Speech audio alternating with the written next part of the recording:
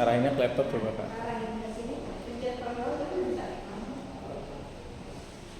Latar belakang remaja seringkali merasakan yang namanya kelelahan dalam aktivitas fisik dan mental.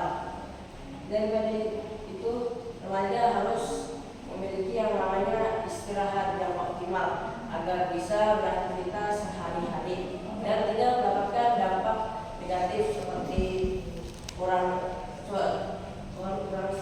istirahat dapat berdampak pada konsentrasi, suasana hati, dan prestasi belajar, sehingga istirahat yang cukup sangat penting bagi kesehatan remaja. Pengertian istirahat.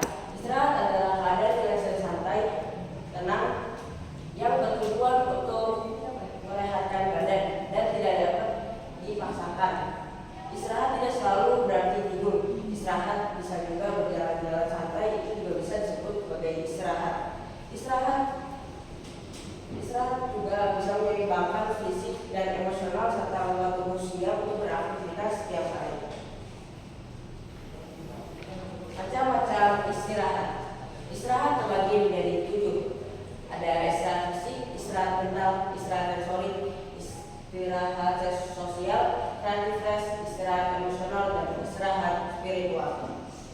Yang pertama, istirahat fisik terbagi menjadi 2. Istirahat fisik aktif dan istirahat fisik pasif.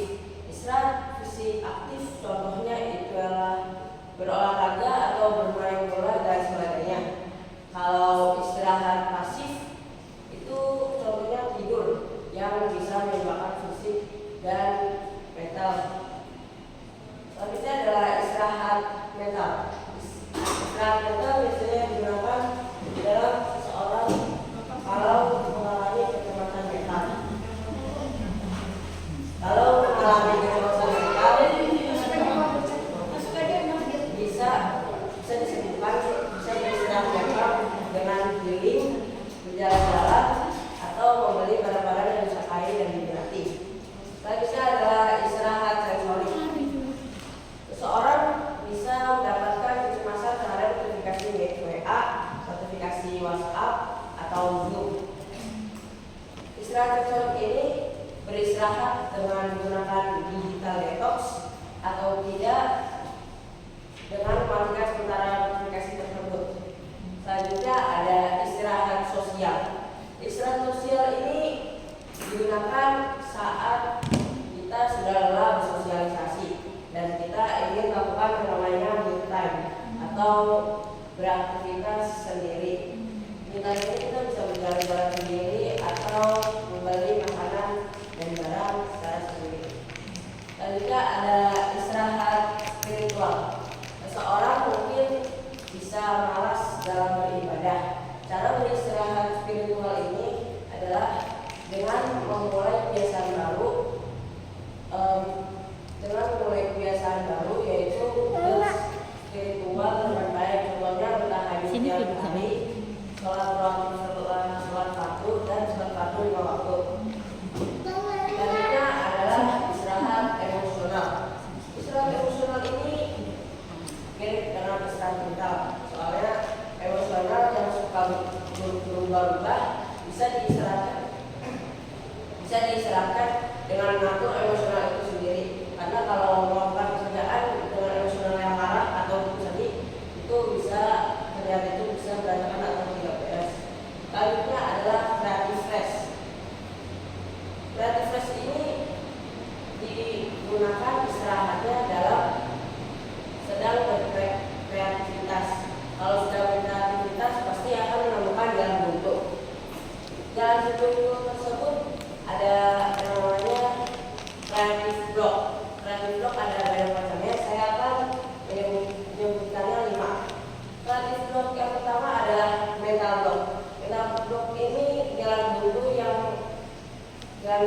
yang disebabkan oleh mental yang tidak baik-baik saja.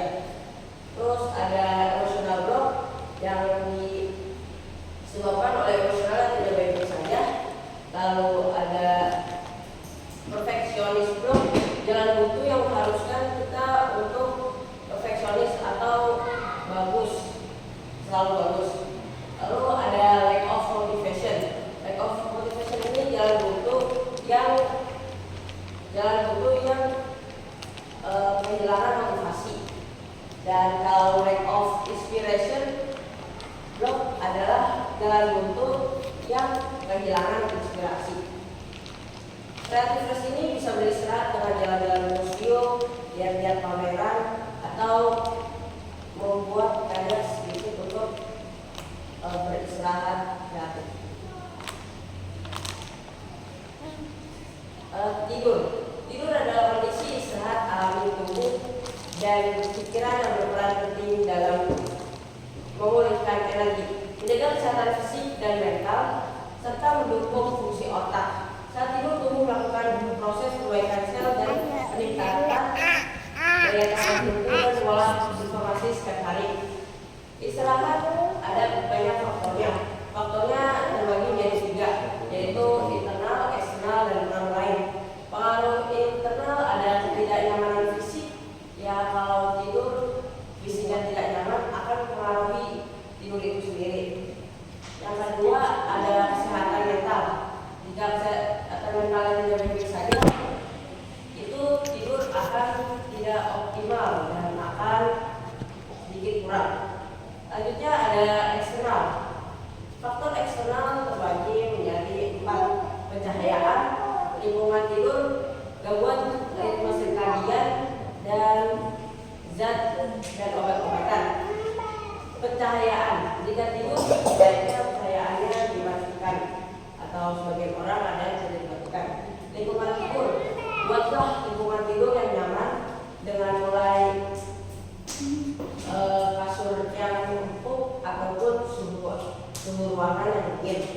Gangguan ritme sirkadian. Gangguan ritme sirkadian adalah salah satu faktor dari eksternal yang merupakan shift atau jadwal dalam pekerjaan yang bisa mengganggu tidur itu sendiri. Zat kimia dan obat-obatan. Zat kimia dan obat-obatan sangat berpengaruh dalam tidur yang baik dan optimal. Salah satunya adalah kafein yang membuat tidur tidak baik-baik saja atau susah untuk tidur. Selanjutnya ada pengaruh lain, norma budaya dan pola gaya hidup. Norma budaya termasuk faktor dalam istirahat, yaitu kalau di daerah tersebut tidak boleh tidur jam 1 malam, sebaiknya tidur sebelum jam 1 malam itu.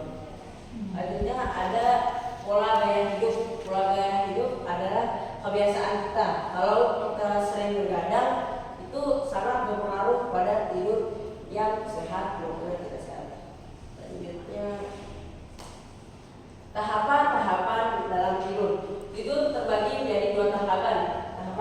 Non-rapid eye movement dan rapid eye movement. Non-rapid eye movement terbagi menjadi 3 tahap, yaitu tidur ayam-ayam, tidur pulas, dan tidur nyenyak. Tidur ayam-ayam adalah transisi antara sadar dan tidak sadar. Biasanya itu waktu tidur ayam-ayam itu paling lama 5 menit. Selanjutnya ada tidur pulas. Tidur pulas ini adalah di saat kita menyesuaikan dengan lingkungan sekitar, tetapi pikiran kita masih bekerja dan tubuh kita masih bisa bergerak, tidak lemas. Selanjutnya adalah non-rapid eye movement, deep sleep atau tidur nyenyak. Dalam tahap ini itu adalah transisi dari non-rapid eye movement ke rapid eye movement. Biasanya di non-rapid eye movement ini tubuh sudah memulai off, tapi tidak benar-benar off. Pikiran sudah mulai lemah dan akan berperan kembali. Lalu ada fase rapid eye movement, adalah fase bermimpi.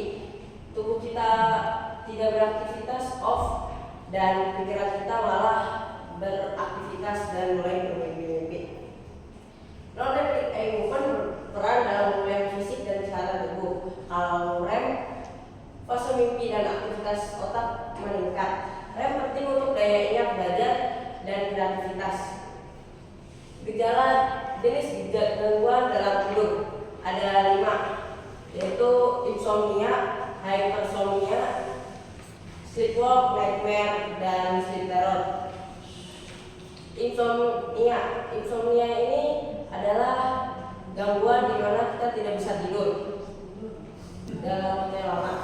Lalu hypersomnia ini adalah kita membutuhkan waktu untuk memulai tidur yang panjang.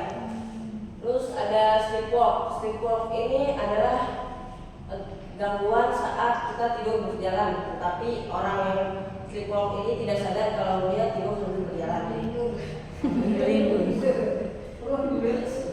Ada nightmare ini bahasa Indonesianya mimpi buruk. Biasanya mimpi buruk ini dialami oleh anak usia 8 sampai 10 tahun karena ditinggal orang tuanya tidur. Biasanya nightmare ini dirasakan oleh segala usia dari yang kecil maupun yang tua. Terus ada sleep terror. Sleep terror ini adalah teror pada saat melakukan tidur. Sleep terror ini ada banyak macamnya. Saya akan berikan beberapa jenisnya atau macamnya. Itu terbangun pada malam hari dan tidak bisa tidur lagi, atau pas bangun itu udah lemas otot dan kesemutan. Ini adalah video tentang sleep hygiene oleh Dr. Anton di Rumah Sakit Primer Jatinegara. Sleep hygiene adalah praktek atau kebiasaan yang dapat membantu meningkatkan kualitas tidur. Kebiasaan ini dapat diterapkan baik pada orang dewasa maupun pada anak. Bagi anak-anak, sleep hygiene sangat penting karena dapat membantu mereka mendapatkan tidur yang cukup dan berkualitas. Tidur yang cukup dan berkualitas penting untuk pertumbuhan dan perkembangan anak, serta untuk meningkatkan kesehatan fisik dan mental mereka. Ini ada beberapa contoh kebiasaan yang dapat mengganggu sleep hygiene anak. Yang pertama, menonton TV atau bermain game tepat sebelum tidur. Cahaya biru yang dipancarkan oleh layar TV dan game dapat mengganggu produksi melatonin, hormon yang berperan dalam mengatur tidur. Yang kedua, makan makanan berat atau minum minuman kafein sebelum tidur. Makanan dan minuman ini tidak membuat anak merasa tidak nyaman dan sulit tidur. Yang ketiga, menerapkan jadwal tidur yang tidak teratur. Hal ini dapat membuat tubuh anak menjadi sulit untuk menyesuaikan diri dengan pola tidur yang teratur. Orang tua atau asuh dengan menerapkan sleep hygiene, anak dapat mendapatkan tidur yang cukup dan berkualitas. Hal ini akan berdampak positif pada pertumbuhan dan perkembangan anak, serta pada kesehatan fisik dan mental mereka. Saya akan menjelaskan sedikit tentang sleep hygiene. Sleep hygiene digunakan sebagai obat untuk insomnia, tetapi bisa digunakan pada anak remaja yang malas, yang tidak bisa tidur pada malam. Cara melakukan sleep hygiene yang pertama adalah melakukan jadwal yang sama setiap tidur, yaitu jika tidur hari ini jam 9 maka besok harus jam 9 juga. Lalu cara kedua, membuat rutinitas sebelum tidur, yaitu dengan mandi air hangat sebelum tidur atau bersih-bersih sebelum tidur. Yang ketiga adalah batasi makanan dan minuman sebelum tidur. Itu akan berdampak pada tidur yang tidak berkualitas. Yang keempat adalah batasi tidur siang. Tidur siang yang terlalu lama akan membuat tidur yang tidak optimal. Lalu ada yang kelima, buatlah jadwal untuk sehari-hari dalam beraktivitas, karena itu sangat mempengaruhi dalam tidur yang optimal. Selanjutnya, perbedaan pengertian istirahat dan tidur. Istirahat bersifat fleksibel, bisa dilakukan dengan aktif dan non aktif. Istirahat bisa dilakukan dengan sadar dan tidak sadar. Jalan-jalan pun salah satu dari beristirahat. Beristirahat dilakukan dengan adanya tujuan yang jelas dan tidak dapat dipaksakan. Sedangkan tidur salah satu dari jenis istirahat, yaitu istirahat fisik pasif yang bersifat vital atau kalau sudah terbangun tidak bisa tidur kembali. Tidur memiliki tahapan, yaitu non rapid eye movement dan rapid eye movement yang sudah saya jelaskan tadi. Selanjutnya, dampak istirahat yang cukup dan kurang. Dampak istirahat yang cukup adalah tubuh terasa segar dan bertenaga, konsentrasi dan daya ingat meningkat, emosi lebih stabil dan tidak mudah stres, kesehatan fisik dan mental lebih terjaga. Sedangkan kebalikannya, dampak istirahat kurang, tubuh cepat lelah dan sering ngantuk, sulit fokus untuk belajar dan berkonsentrasi, mudah stres dan emosi tidak stabil, daya tahan tubuh menurun, dan banyak penyakit kronis lainnya, mulai dari diabetes, obesitas, penyakit jantung, dan masih banyak lagi. Dampak terhadap konsentrasi belajar. Istirahat yang cukup sangat berpengaruh pada konsentrasi belajar, yaitu saat istirahat yang baik, maka kemampuan kognitifnya atau menghafal dan konsentrasinya akan meningkat.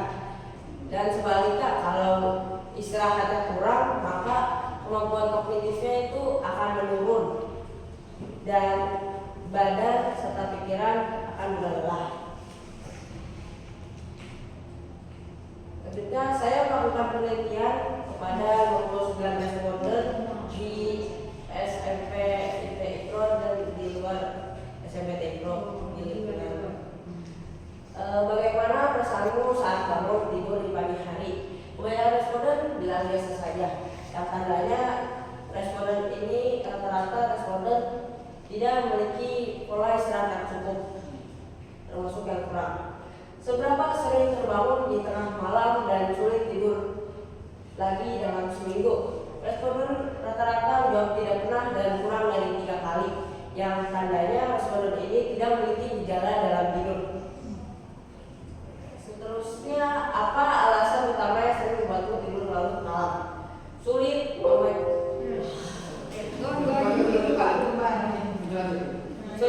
menjamkan mata meskipun sudah berbaring. Biasanya ini dilakukan kalau sulit memejamkan mata meskipun sudah berbaring. Ini responden berarti tidak melakukan berbadan atau sudah stop dari aktivitasnya sehari-hari, berarti kebiasaannya sudah baik. Apakah kamu sering merasa cepat marah, stres, atau bad mood di sekolah saat jam tidurnya kurang? Kebanyakan ini setengah kadang-kadang dan setengah tidak. Yang tidak berarti tidak merasakan dampak dari istirahat kurang, berarti istirahatnya optimal. Kalau yang kadang-kadang itu berarti pola istirahatnya kurang, karena kadang-kadang sering merasakan dampak dari istirahat itu sendiri. Kesimpulan dan saran. Istirahat sangat berpengaruh terhadap konsentrasi belajar. Jika istirahatnya kurang, maka kesehatan fisik dan mentalnya akan menurun. Untuk mencapai istirahat yang optimal, bisa gunakan sleep hygiene yang sudah saya jelaskan tadi, atau tidak bisa menerapkan pola istirahat yang ideal lainnya. Istirahat memiliki banyak macam, yaitu tadi istirahat fisik, istirahat mental, istirahat emosional, istirahat sosial, istirahat spiritual, dan anti stres. Dan saya sudah jelaskan perbedaan serta persamaan istirahat dan tidur. Tidur juga memiliki faktor gejala dan metode. Sarannya, agar beristirahat terlihat penting di berbagai kalangan dan lingkungan, agar istirahat tidak dianggap hal yang simpel dan hal yang tidak dibutuhkan. Selanjutnya, agar kebiasaan begadang dan mudah waktu istirahat dihilangkan, karena itu sangat berdampak untuk istirahat yang optimal. Selanjutnya, agar remaja menerapkan pola hidup sehat, salah satunya istirahat yang cukup dalam aktivitas sehari-hari. Jika remaja melakukan aktivitas yang cukup, maka kesehatan fisik dan mental serta kemampuan kognitifnya akan meningkat dari biasanya. Agar wawasan mengenai istirahat bisa disalurkan oleh media sosial dengan disalurkan dengan platform TikTok, IG, dan YouTube. Agar wawasannya disebarkan luas, agar semua remaja bisa merasakan yang namanya pola istirahat yang optimal.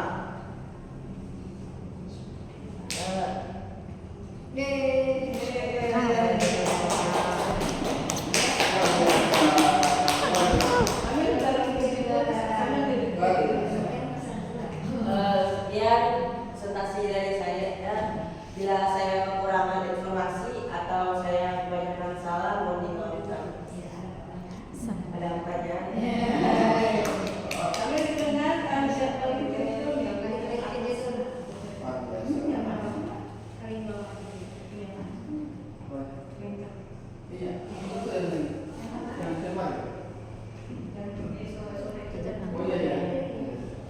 Assalamualaikum Samir.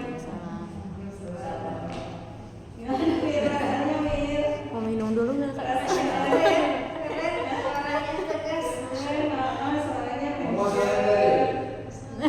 penjelasannya juga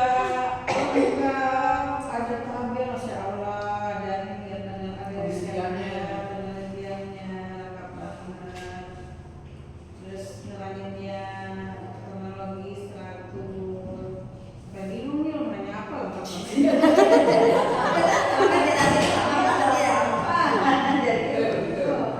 jadi bisa nanya langsung praktek yang sambil aja ya.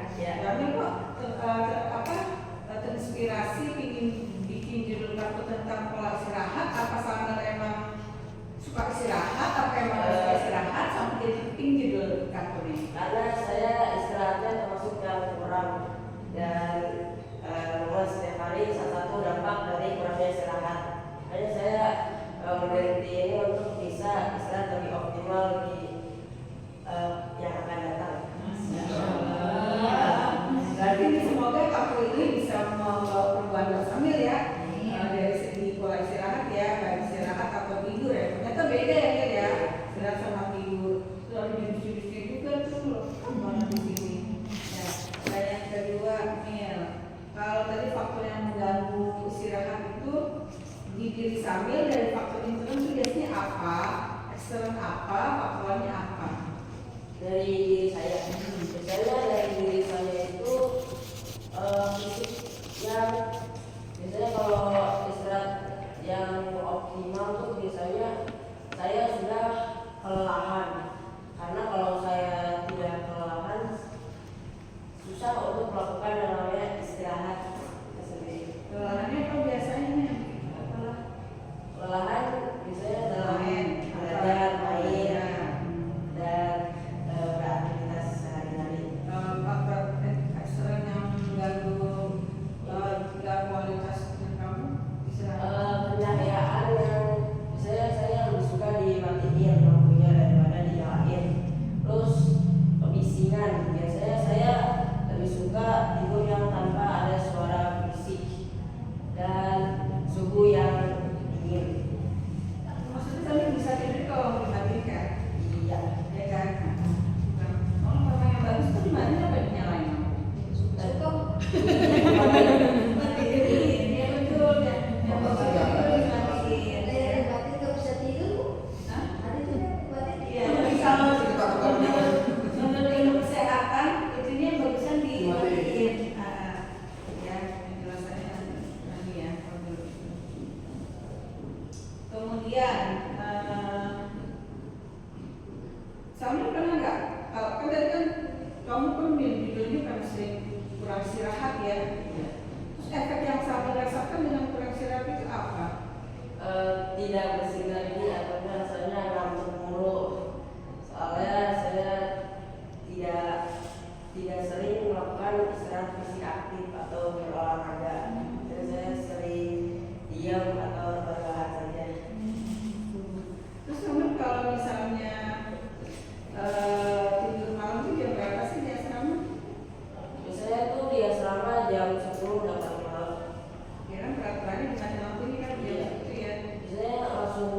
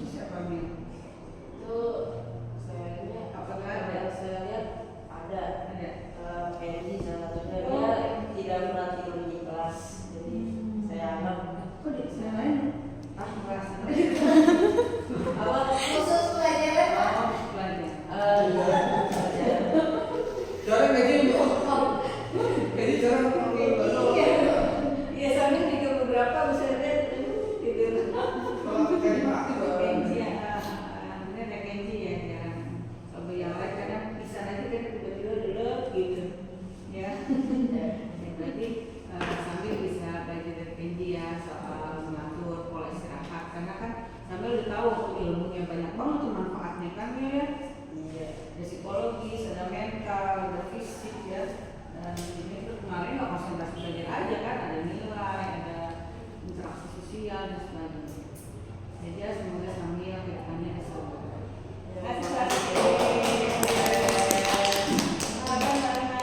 Alhamdulillah. Kabarnya Mel?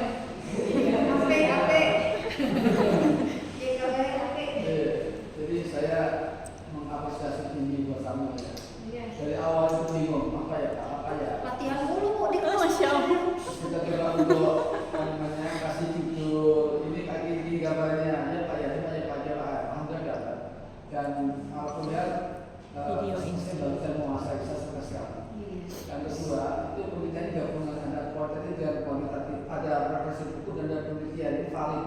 Ya, artinya ini yang perlu coba kita angkat sehingga menjadi pembelajaran penting buat teman-teman kita khususnya di sekolah kita sedikit pro, ya kan? Nah, karenanya nanti hasilnya ini kalau bisa sudah berbagi sama teman-teman sebagai solusi dalam belajar. Karena saya yakin teman-teman ini pengen belajar maksimal, cuman karena ada beberapa faktor tidur, kesalahan tidur, waktu segala macam sehingga ini menjadi pengaruh ke psikologi dia, hormonnya enggak match, kemudian menjadi mengganggu proses belajar dan sebagainya. Oke, ini saya sekarang dengan strategi Kak Samil dan ternyata Samil punya potensi yang luar biasa, ya kan? Artinya pesimis juga, tapi ternyata menguasai betul dalam materi kartunya juga lengkap. Ya. Ini hebat. Coba dua.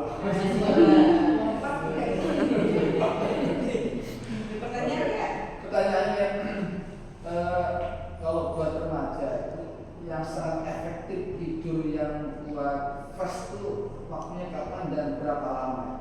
Waktunya biasanya 9 sampai 10 jam. Bisa dibagi di waktu siang dan waktu malam. Biasanya waktu tidurnya itu mulai dari jam 9 sampai jam 3 pagi. Itu yang efektif. 9 sampai 3. Kalau yang tidur siang itu manfaat besarnya apa? Atau harus malamnya? Enggak. Kalau yang tidur siangnya itu, jadi nanti dari waktu sore ke malam itu lebih fresh dari biasanya, bukan dari pagi dari weekend. Kalau buat saya kan saya mau semuanya. Iya. Saya betul ya. Setuju. Jadi bersama saya ini kira-kira sarannya saya apa? Bagaimana? Saya dari sini. Karena dia dari sini, dia di sini lagi. Setua ini maksudnya Jadi balik. Itu biasanya 5 sampai 7 jam yang efektif untuk seusia anak. Sama ya, sama Reza.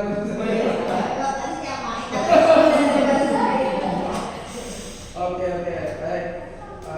Yang lain pakai dengan senjata ini kan ada pengaruh namanya dengan misalnya disebut namanya melatonin. Melatonin itu penenang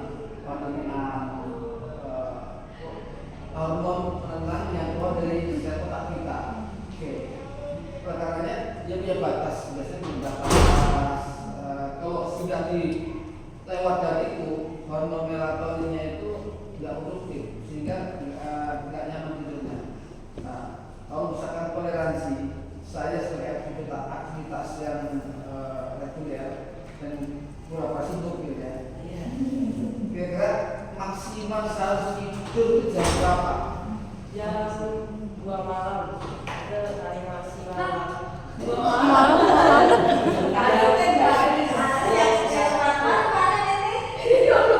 Yang bisa ditoleransi biasanya tidak lebih dari 2 malam.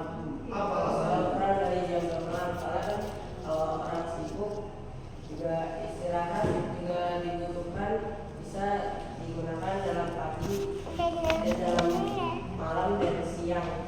Jadi kalau istirahat sudah optimal malam bisa juga dilanjutkan di siang hari. Oh, jadi katrol ya. Iya.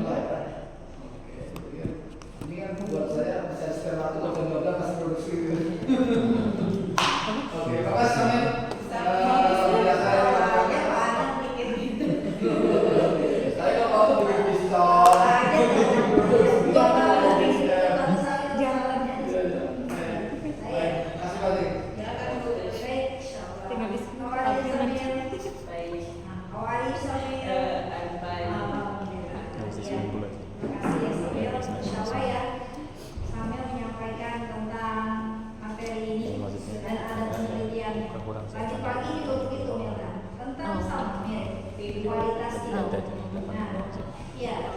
memang ini menarik ya di sekolah kita.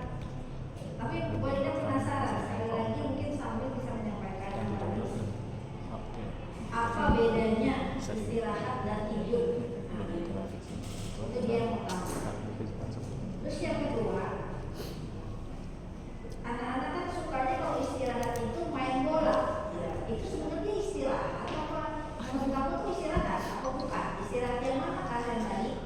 Kan beda tuh istilahnya. Nah itu dulu deh. Itu boleh kasih. Ya, silakan. Yang pertama perbedaan istirahat dan tidur.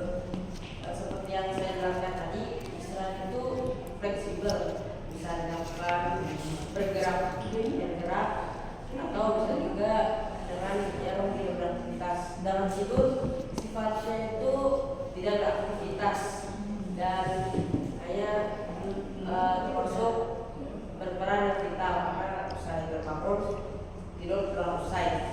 Dan tidur juga itu kan salah satu dari jenis istirahat fisik aktif.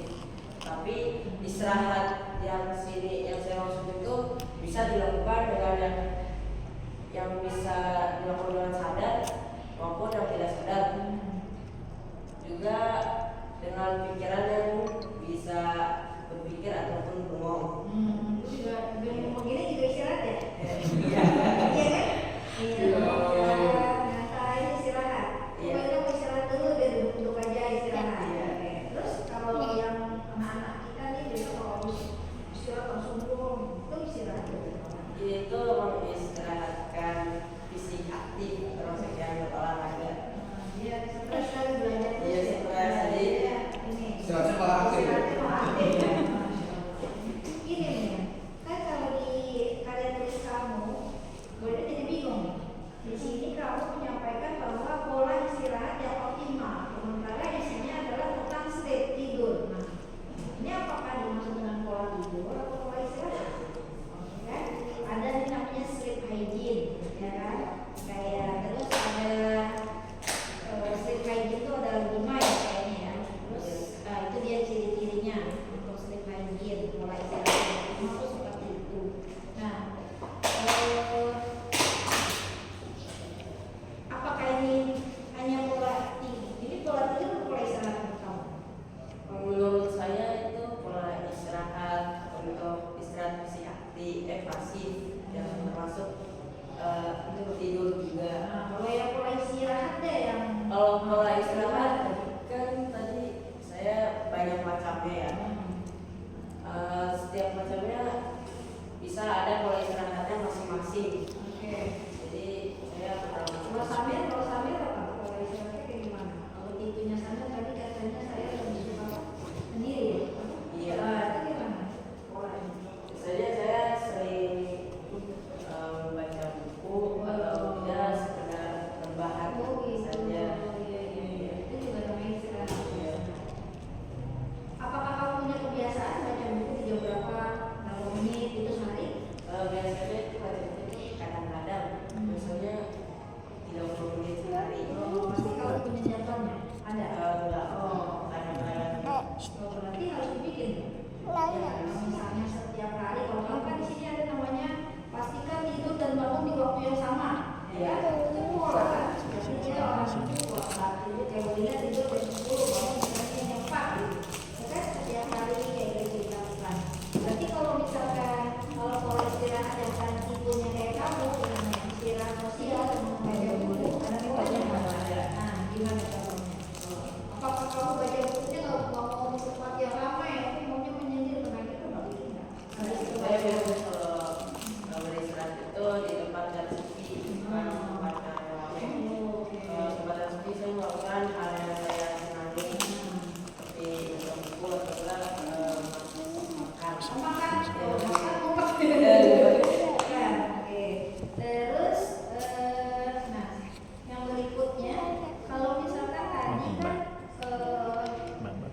kamu buat penelitian tuh, yang ada, nah ini paling besar tuh sulit memejamkan mata ya, coba deh.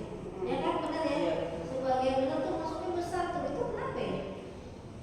Anak-anak tuh sulit mau coba deh lihat di itunya apa grafiknya.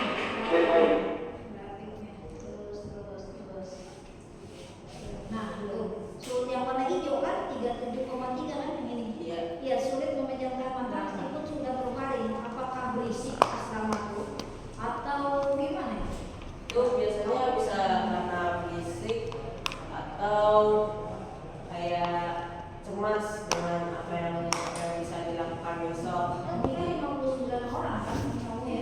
Iya, 57, 40 kali 59 sekitar 24 anak loh. Ya itu apa alasan utama yang sering membuatmu tidur larut malam? Karena sulit memejamkan mata.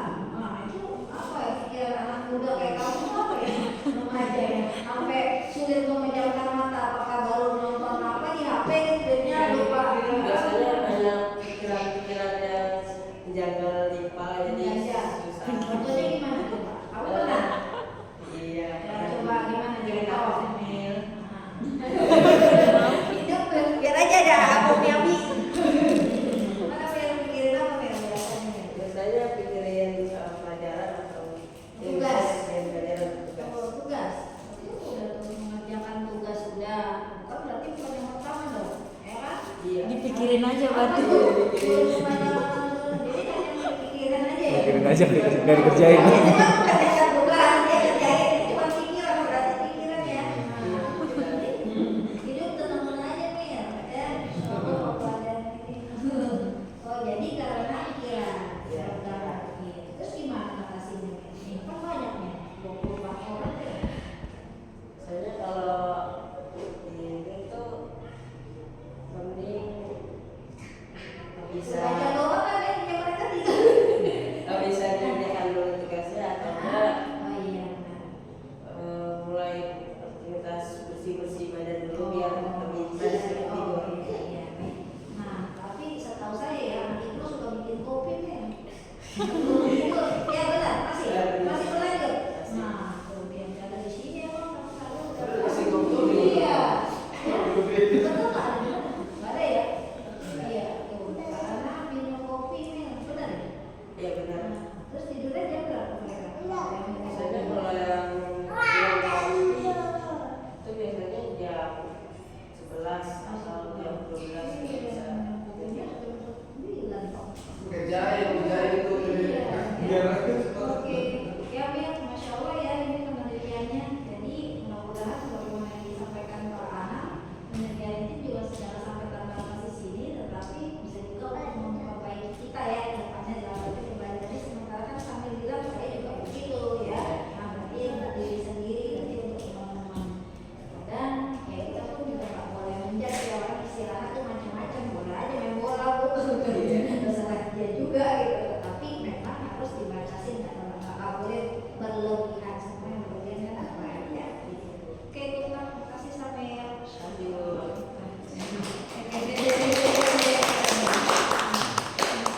tidak boleh tanya, boleh kasih komen. Saya kasih komentar dulu. Bismillah. Gimana kakak rasanya? Kerasaannya gimana? Udah lega ya guys? Udah lega. Masya Allah, kakak keren banget. Kita jangan kayak gini belum tahu udah bisa ya. Biasanya kalau di rumah tuh udah, aduh gimana mulu bu. Ternyata alhamdulillah sudah selesai. Presentasinya juga luar biasa. Isinya juga udah lengkap ya tadi. Berkat bimbingan Pak Anam juga ya. Sampai sempat nyari-nyari rumahnya buat bimbingan.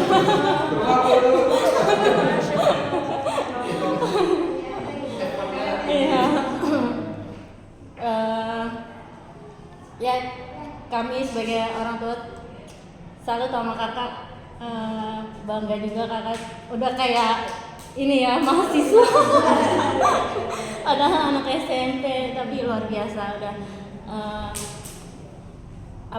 isinya juga bagus, presentasinya juga bagus banget. Mungkin itu aja kali ya kakak. Dari Umi mungkin itu tadi ada lagi.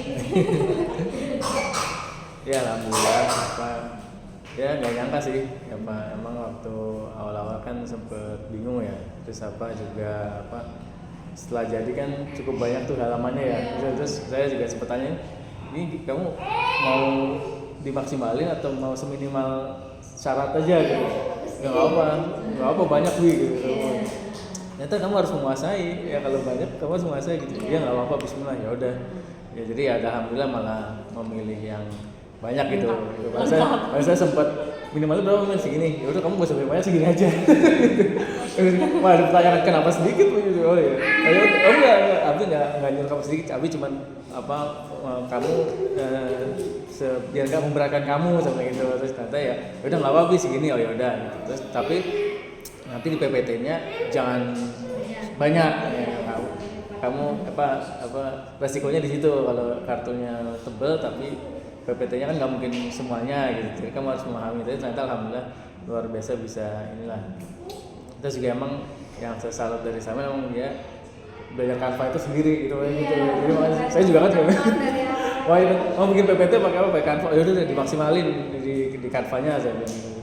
Ya mudah-mudahan bisa jadi bekal kedepannya lah. Cuma mungkin ya evaluasinya ya tadi di awal ya persiapannya harus lebih dipersiapkan lah gitu. Artinya kalau kita mau presentasi berarti kita sudah menguasai medan gitu. Artinya di sini pakai wifi ini sudah di-download. Nah, itu mungkin bisa jadi pelajaran kedepannya. Artinya ini kan buat pengalaman ya. Nanti kedepannya insya Allah akan itu menjadi sesuatu yang diingat dan sesuatu yang tidak akan dilupakan di kedepannya gitu. Gitu aja saya. Iya, masih baik. Iya, itu questionnaire. Sedikit tuh. Kayaknya kamu bisa nih masuk manajer. Amin. Iya, itu mana alhamdulillah Mas Bayar yang panam. Mohon maaf nih suka ganggu.